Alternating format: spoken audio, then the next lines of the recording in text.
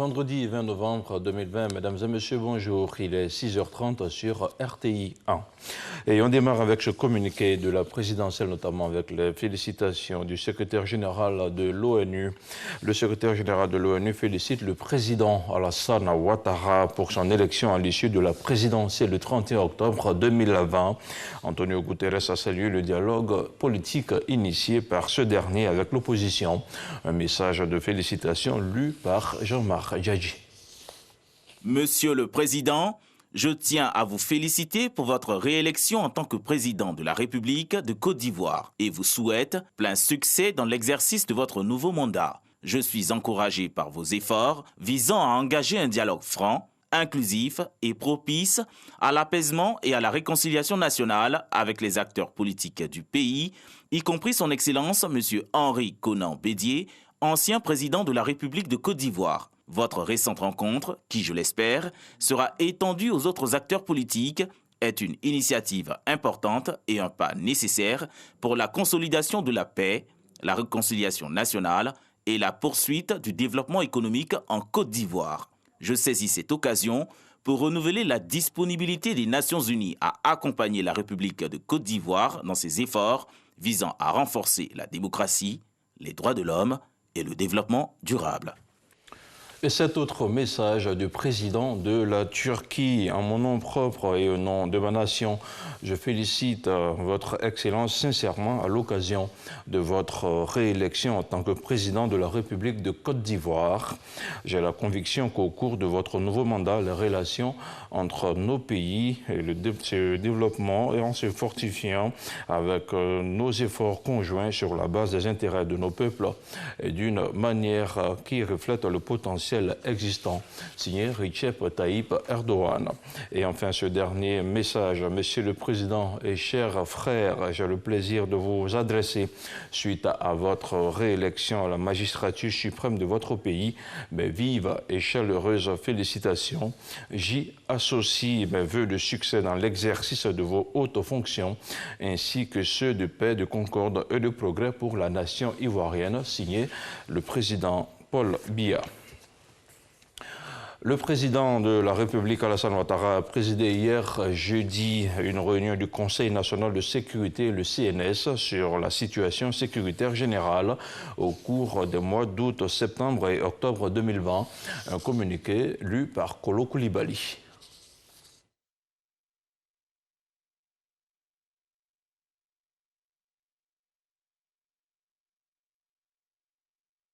Une réunion du Conseil national de sécurité, le CNS, sur la situation sécuritaire générale au cours des mois d'août, septembre et octobre 2020. À l'entame de cette réunion, le Premier ministre, ministre de la Défense, M. Ahmed Bakayoko, a exprimé les vives félicitations des membres du CNS au président de la République pour sa brillante réélection à la magistrature suprême de notre pays, ainsi que les remerciements des forces de défense et de sécurité pour les efforts consentis en vue du renforcement de leurs capacités opérationnelles. Abordant l'ordre du jour, le ministre de la Sécurité et de la Protection civile a fait observer que les 3 derniers mois ont été marqués par les troubles à l'ordre public consécutifs à l'appel à la désobéissance civile et au mot d'ordre de boycott actif lancé par certains partis de l'opposition. Ces troubles se sont traduits par des attaques contre des postes de gendarmerie et des commissariats de police dans certaines localités, des obstructions de voies par des troncs d'arbres ainsi que des conflits intercommunautaires. Ils ont occasionné plusieurs décès, de nombreux blessés et d'importants dégâts matériels. Le président de la République a exprimé sa compassion aux familles endeuillées, aux blessés ainsi qu'à tous ceux qui ont subi des dégâts matériels. Le chef de l'État a instruit le CNS afin que les enquêtes en cours soient accélérées pour situer le plus rapidement possible les responsabilités. Le président de la République a également adressé ses félicitations au Grand Commandement et à leurs collaborateurs pour l'efficacité de l'opération Barrissement de l'éléphant mise en place pour sécuriser les élections présidentielles du samedi 31 octobre 2020.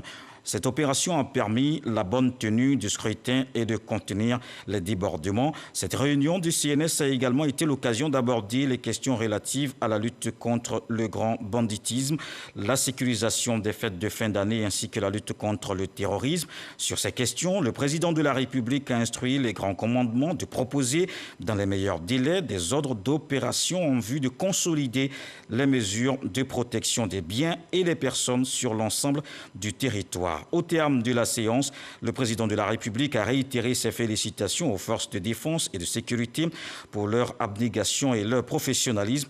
Il a par ailleurs exhorté l'ensemble des populations vivant en Côte d'Ivoire à œuvrer pour renforcer la paix et la cohésion sociale. C'est fait à Abidjan le jeudi 19 novembre 2020, le secrétaire du Conseil national de sécurité. Un mot d'économie à présent. Les lauréats de la 7e édition du prix Alassane Ouattara des jeunes entrepreneurs émergents sont connus depuis hier. Ils sont au nombre de 40. Ils ont reçu ce jeudi leur chèque de 5 millions de francs CFA chacun. Initié par le district autonome d'Abidjan, ce prix vise à semer la graine de l'entrepreneuriat en Côte d'Ivoire. Parrain de l'édition en 2020, le Premier ministre Ahmed Bakayoko a exhorté les lauréats au bon usage de ces fonds pour être parmi les futurs champions nationaux. On en parle avec Bahama Traoré. Sur les 822 réceptionnés cette année, 40 ont été retenus par le jury du prix Alassane Ouattara du jeune entrepreneur. De la part du district autonome d'Abidjan, les lauréats bénéficient chacun d'un appui financier de 5 millions de francs CFA, un appui financier non remboursable destiné à développer les projets d'entreprise des 40 jeunes entrepreneurs distingués. Nous savons qu'aujourd'hui, avec les changements climatiques, les forêts disparaissent, l'escargot commence à devenir rare. On a développé un système pour pouvoir approvisionner le marché d'escargot en tout temps et en toute saison. Ce prix vient à point nommé pour aider la jeunesse entrepreneuriale. Nous sommes vraiment heureux d'être lauréats et de bénéficier d'une subvention de l'État. Ça va nous permettre de développer nos activités et de mettre sur pied notre restauration de proximité et aider plusieurs femmes et jeunes filles à trouver de l'emploi. Généralement, on tournait de tout à autour de 2 millions par mois. Et là, avec ce chèque, on pourra augmenter la capacité de production, avoir 2 autres nouvelles machines qui vont nous permettre d'être beaucoup plus rapides et de pouvoir atteindre les 10 à 15 millions au mois. Outre le financement, les 40 lauréats vont aussi bénéficier d'un encadrement technique. Les lauréats sont ensuite soumis à des séances de formation dirigées par les professionnels et des consultants très expérimentés, pour les aider à organiser, promouvoir et gérer dans les meilleures conditions leur entreprise par un suivi rigoureux et constant. C'est notre manière de contribuer à l'émergence d'un gisement de futurs capitaines de start-up appelés à devenir des capitaines d'industrie en s'appuyant sur la constance dans la générosité et dans l'effort. En sa qualité de parrain de cette 7e édition du prix Alassane Ouattara du jeune entrepreneur émergent, le Premier ministre Ahmed Bakayoko loue cette initiative. Là, monsieur le gouverneur, vous nous donnez la meilleure réponse après les événements que notre pays vient de vivre, où nous avons vu des jeunes manipulés, des jeunes dans la rue. La place des jeunes, c'est qu'au travail, et notre responsabilité, c'est de leur donner des opportunités de travail. Et le chef du gouvernement de prodiguer des conseils aux futurs potentiels champions nationaux. Je vous félicite d'avoir cru en vous. Pour réussir, il faut d'abord croire en soi, il faut croire en son pays et il faut croire en une valeur essentielle, qui est la valeur qui permet l'émergence en tout genre et en tout lieu, c'est la valeur travail.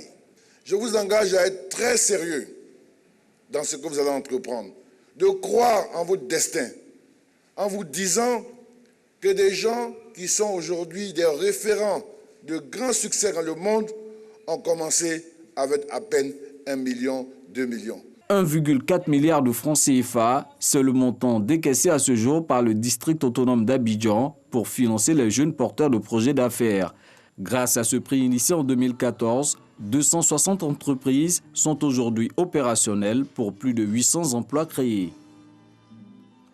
On se rend maintenant à l'Assemblée nationale. Malgré la diversité des besoins et la rareté des ressources financières, le chef de l'État maintient sa confiance vis-à-vis des acteurs des secteurs sociaux. Et pour l'exercice budgétaire 2021 qui va s'ouvrir, le gouvernement vient de mettre à la disposition de l'Éducation nationale, de la santé et de la lutte contre la pauvreté la somme cumulée de 1 464 milliards de francs CFA, soit 17% du budget global de l'État de Côte d'Ivoire. Un projet voté à l'unanimité par les députés membres de la Commission des affaires économiques et financières du Parlement. Lancine Bakayoko. 1011 milliards de francs CFA, c'est le budget accordé au ministère en charge de l'Éducation nationale par la Commission des affaires économiques et financières de l'Assemblée nationale.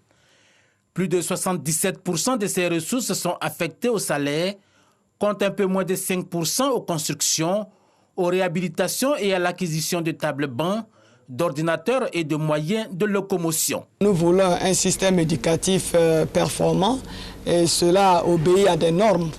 Donc nous voulons que les élèves soient assez à l'aise dans les salles de classe, que les enseignants puissent aussi faire leur travail dans de meilleures conditions. Donc c'est la raison pour laquelle l'accent sera mis sur les constructions. Kandia Kamara envisage aussi de poursuivre le recrutement des enseignants afin de combler le déficit, sans oublier les mesures liées à la gratuité des kits et des manuels scolaires. Avec la massification constante des données de base, il est par ailleurs question de repenser le financement des écoles. Il y a des efforts colossaux qui sont faits par le chef de l'État, son Excellence M. Alassane Ouattara. Nous comptons sur la contribution des Ivoiriens, parce que l'école, c'est l'affaire de la communauté. Au niveau du ministère de la Santé, la Commission a donné sa caution pour l'ouverture de crédits à hauteur de 415 milliards de francs CFA. En priorité, l'amélioration de l'offre de soins et surtout la riposte contre la Covid-19. Ce budget également doit nous permettre de régler ce défi qui est toujours en suspens, la lutte contre la mortalité maternelle, néonatale et infantile. En ce qui concerne le ministère en charge de la solidarité, une demi-dizaine de programmes opérationnels vont être mis en œuvre, entre autres l'assistance aux personnes en situation de détresse, la lutte contre la pauvreté avec le renforcement de l'inclusion sociale. Enveloppe prévue, 37 milliards de francs CFA. 37 milliards qui vont nous permettre au ministère de continuer les actions. Il y a les filets sociaux, il y a le projet SWED, il y a toutes les activités autour de la sensibilisation à la paix, à l'éducation à la paix, l'éducation à la citoyenneté, le dialogue intercommunautaire. Les départements ministériels en charge de la famille, de l'autonomisation de la femme, de l'environnement, de la modernisation de l'administration, du renforcement des capacités, de l'enseignement technique et de l'emploi ont tous vu leur budget également validé par la Commission des affaires économiques et financières de la Chambre basse du Parlement. Dimanche prochain, les Burkinabés se rendront aux urnes pour choisir leur prochain président de la République. Avant la tenue de ce scrutin tant attendu, la population exprime leurs attentes, des populations qui mettent un accent particulier sur la sécurité. Sidonie Davila et Adama Kéré sont nos envoyés spéciaux à Ouagadougou. Le processus électoral entre dans sa dernière ligne droite au Burkina Faso avec la campagne présidentielle. Sur le terrain, c'est la chasse aux électeurs pour les 13 candidats. Les populations, elles, savent déjà ce qui attend celui qui va présider aux destinées du pays des hommes intègres. On espère du président pour que d'ici 2021, qu'on finisse le problème de sécurité au Burkina ici, quoi. Voilà, si le futur président peut nous aider, en tout cas, ça serait bien. N'importe quel candidat qui prend, veut une stabilité, que les attentats soient très loin de nous, stop quoi. Ces 5 dernières années, les attaques terroristes se sont multipliées au Burkina Faso. La dernière en date est survenue le mercredi 10 novembre avec 14 militaires tués.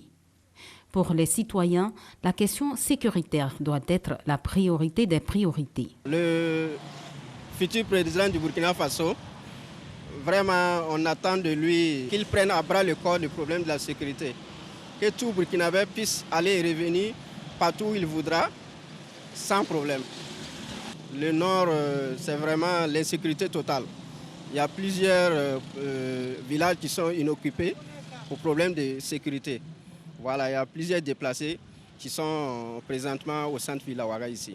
Donc vraiment, c'est un problème crucial pour nous Burkinabés. Les femmes le pensent aussi. Sans de sécurité, tout, ni palabre, ni rien. Si elle appelle, il y a tout. Que Dieu nous aide. L'insécurité est une menace pour l'investissement et pour le développement.